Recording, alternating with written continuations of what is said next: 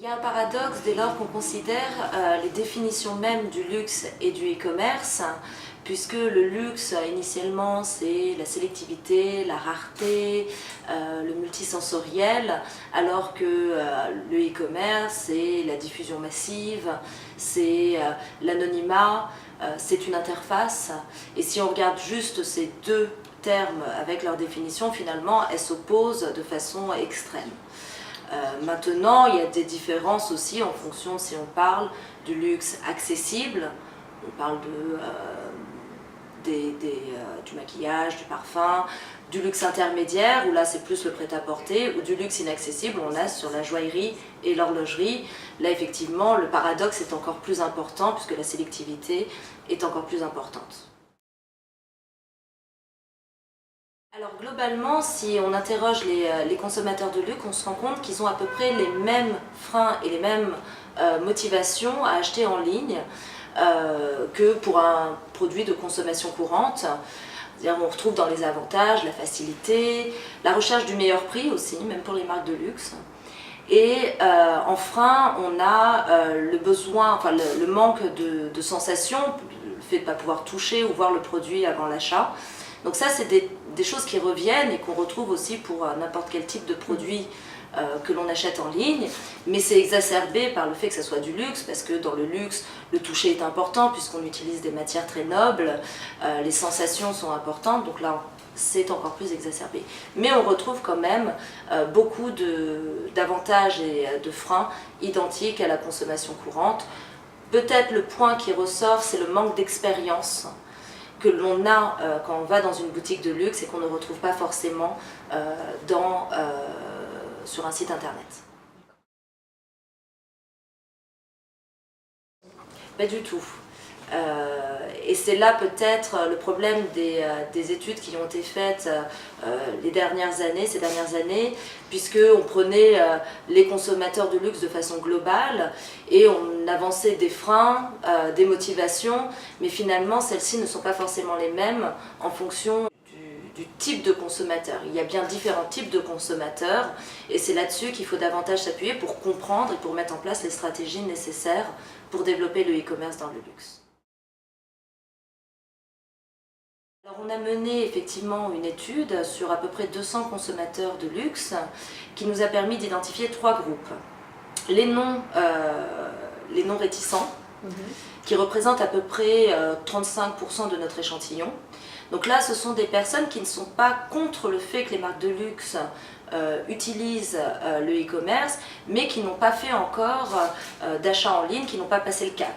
Mais par contre, c'est des personnes qui recherchent déjà des informations sur les marques de luxe sur Internet. C'est généralement cette classe de consommateurs regroupe essentiellement des jeunes femmes, donc en dessous de 45 ans, et ce sont des consommatrices plutôt occasionnelles. Donc elles pourraient peut-être facilement, avec des stratégies à mettre en place, passer vers le e-commerce. On a un deuxième groupe, ce sont les conservateurs, donc eux ils représentent à peu près 20% de l'échantillon, et alors eux ils sont complètement réfractaires. Ce sont généralement des hommes de plus de 45 ans et qui ont voilà, une consommation occasionnelle aussi du luxe, mais qui sont restés sur des codes enfin les codes de base du luxe et qui refusent finalement d'intégrer la nouveauté comme le e-commerce. Donc là vraiment on est sur des personnes qui n'ont jamais et qui potentiellement n'achèteront jamais de produits de marques de luxe en ligne. Et puis on a la dernière classe, là ce sont ceux qui ont déjà passé le cap, ce sont ce qu'on appelle les convaincus qui représentent à peu près 45%, et eux ont déjà acheté tous les types de luxe en fait, que ce soit du luxe accessible, donc parfum, parfumerie, maquillage, et du luxe intermédiaire, prêt-à-porter, ou bien du luxe inaccessible, joaillerie, horlogerie. Donc là, on est sur des personnes qui regardent les sites internet des marques de luxe régulièrement, qui sont abonnés également aux newsletters, qui vont rechercher donc beaucoup d'informations et qui n'ont pas de préférence finalement pour soit aller dans une boutique, soit acheter en ligne. Ça dépendra des occasions et elles font les deux sans opposition entre les différents canaux de distribution.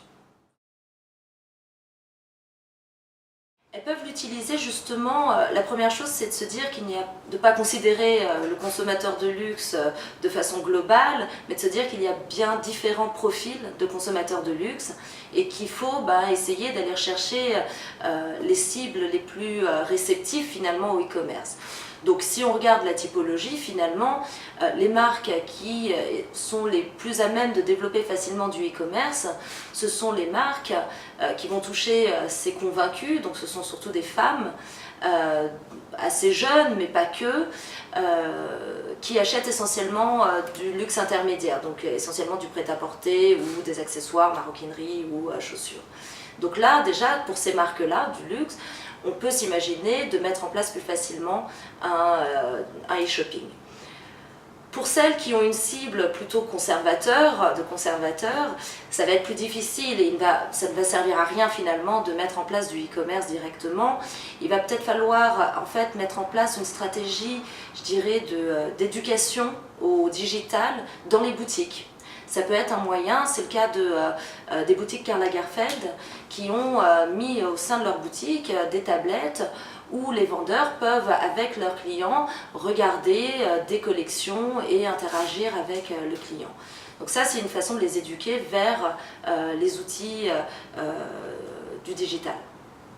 Et pour les non réticents, finalement, c'est eux où le potentiel est important. On a plusieurs possibilités. Déjà, on sait que ces personnes-là vont sur les sites des marques de luxe pour rechercher de l'information.